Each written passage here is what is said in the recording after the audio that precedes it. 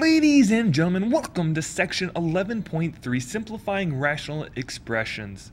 First things first, we have our first and only vocab word, which is rational expression, which means an algebraic function with a numerator and denominator that are polynomials. So if we look down at 1, 2, and 3, we see that we have a polynomial here on top and on bottom, on top and on bottom, on top and on bottom. Now we are going to be asked to state the excluded values for each rational expression. Well, what does excluded value mean? Excluded values are the bottom of the fractions. Excluded values are the bottom of the fraction, that's why it's blinking in the bottom. So we take the bottom and we set that equal to 0. And why do we set it equal to 0? Can we divide by 0? No, we cannot divide by 0, because if we divided by 0, the world would explode. So we set b, or whatever is on the bottom, equals 0. We solve for that variable, so here b equals -7. So our excluded value here would be -7. How about for 2? You always take the bottom of the fraction, set it equal to 0. 2x plus 1 equals 0. Solve for x. You subtract the 1 over, divide by 2, so x equals a -1/2. And then with 3, now it's a little bit trickier, because a squared minus a minus 12 equals 0. We have to apply what we learned yesterday, or what we reviewed yesterday. We have to multiply to this 12, add up to a single a. And what does that? Well, we have a minus 4 times a plus 3, both equal 0. Now, since we found our factors, we just can go a minus 4 equals 0, a plus 3 equals 0, and solve. Here we have a equals 4, and here a equals a -3. Now we have two excluded values for number 3. Now we are asked to simplify each expression. When we are asked to simplify each expression, it's a lot like simplifying variables. First thing I would do is to write it out the long way. Well, what can multiply to 16? Well, we can go 4 times 2 times 2, or if you want to, you can have 4 2's, and then it's times c times b times b times b times b. That's all going to go over 4 times 2 times c times c times c times b. And now if we look top and bottom, what can we cancel out? So we are canceling out stuff when we simplify. I can cancel out that 4. I can cancel out a 2 top and bottom. I can cancel out a c top and bottom. I can cancel out another c top and bottom. I can cancel out 1b top and bottom. So on top, what do I have left? I have 1 2, so it's 2. And then how many b's do I have left? I have 3 b's, so it's going to be 2b to the third. That's going to go over the top of, what do I have left on bottom? Just a c. So our final answer, simplified answer, is 2b to the third all over c. Let's try it again. What multiplies to 32? Well, that's going to be 2 times 8 times, we have 5 x's, and we have 2 y's. That's all going to go over. Now we have 2 times 2 for 4 times an x times how many y's? We have 7 y's. That's a lot of y's to write down. There are 7 y's right there. Now what can we cancel out? We can cancel out a 2 there and there, top and bottom. 2 top and bottom. Cancel out that x, top and bottom. How about this y? Yes with that y though. This y, yes with that y. What do we have left on top? 8. We have 8. How many x's? 1, 2, 3, 4. We have x to the 4th. On bottom, we have 1, 2, 3, 4, 5 y. So it's going to be y to the 5th. So we have our simplified answer.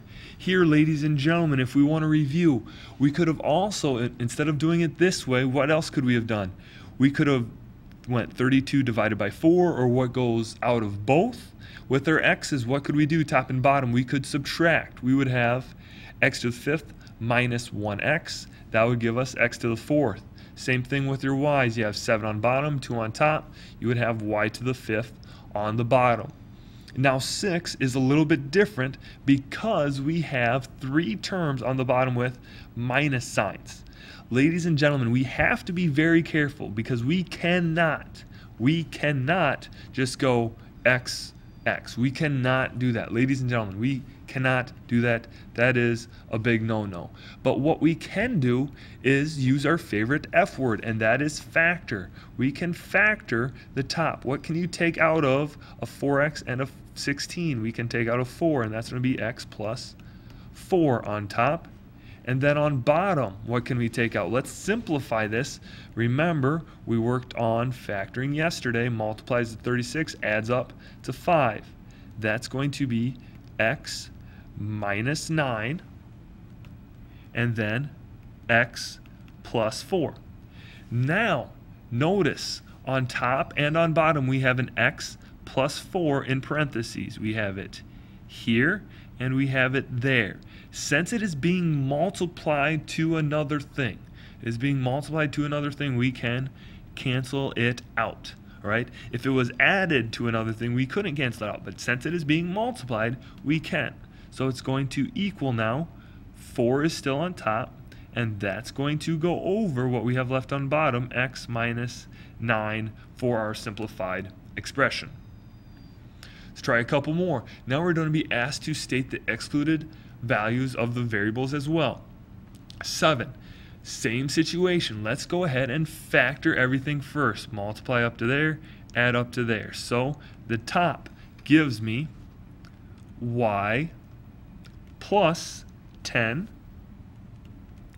and then y minus 1, because they multiplied to a negative number, but they add up to a positive 9. That's going to go over 2 times, I am taking out a 2 because 2 goes into 2 and 20, times y plus 10. So now, what can I cancel out? Notice how both y plus 10s are in parentheses being multiplied, so I can cancel that out. So I will be left with, on top, y minus 1 all over 2 for my final answer. Now if we have to state the excluded values, we take the bottom of the fraction. That's where the excluded values are found. 2y plus 20 equals 0. Now we just solve for y. 2y equals negative 20, or y equals negative 10 for your excluded value. Notice, ladies and gentlemen, we could have just set here, what's in the parentheses here, equal to 0, and solve. Now let's look at number 8. We are asked to simplify this guy. We still want to factor top and bottom. So let's factor the top. That's going to be 5 and 5, just because the 5 is switching with the x squared. Now with no middle term, we're subtracting an x. It's going to be minus x and then plus an x. That's going to go over the top of, what can I take out of the bottom? Well, I can take out an 8 because it goes into 8 and 40, so it's going to be x minus 5. Now, ladies and gentlemen, I know what you're thinking. This is the same as this, but is it? Well, what if I try to rewrite this just like this? I keep this negative with the 5, so it's negative 5 plus x. Is this the same as this now? No, it is not. What can I do to make it the same? I have to take out a negative, or I have to take this times negative 1. When I take this times negative 1, what happens? Negative 5 times negative 1 is 5. A positive x times a negative 1 is negative x. So I close that up. Now, what do I have? I have the same thing here, and I have the same thing there. So I cancel, and what do I have left? On top, I have a 5 plus x over, I still have an 8, and what else do I have? I canceled this out, and I have an 8 and a negative sign, so I have 5 plus x all over negative 8. And then for your excluded values, what do you set to 0? The bottom of the fraction. So it's 8x minus 40 equals 0, and solve. Add the 40 over. So it's 8x equals 40 divided by 5, x equals, or sorry, divided by 8, x equals 5 for your excluded value. Also, ladies and gentlemen, we could have just set this equal to 0 and solve. Last two here. Now we are asked to find the zeros, ladies and gentlemen, the zeros. Now what do the zeros mean? The zeros mean the top of the fraction. So we're not asked to solve, we're just asked to find the zeros. If we were asked to solve, we would apply it the same thing, but since same thing from last slide, but since we were asked to find the zeros, now all we do is set the top equal to 0 and factor. So I'm going to take x squared plus 8x plus 7, set it equal to 0 and factor. Well, what multiplies to 7 adds up to 8? Well, that's going to be 7 and 1, so it's x plus 7, x plus 1, that equals 0. Well, then it's x plus 7 equals 0, x plus 1 equals 0. Subtract over the 7, x equals negative 7.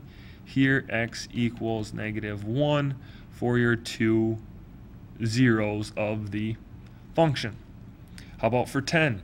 Same situation. Now it asks for 0, so what are we taking and setting equal to 0? We're taking the top. So it is x squared plus 6x plus 8. What multiplies to 8 adds up to 6. That's going to be x plus 4 and x plus 2, because 2 times 4 is 8. 2 plus 4 is 6. Set both equal to 0. So it's x plus 4 equals 0, x plus 2 equals 0. Subtract the 4 over, x equals a negative 4. Subtract the 2 over, x equals a negative 2. And we found our two zeros of the function again. And that does it for section 11.3, simplifying rational expressions. Good day.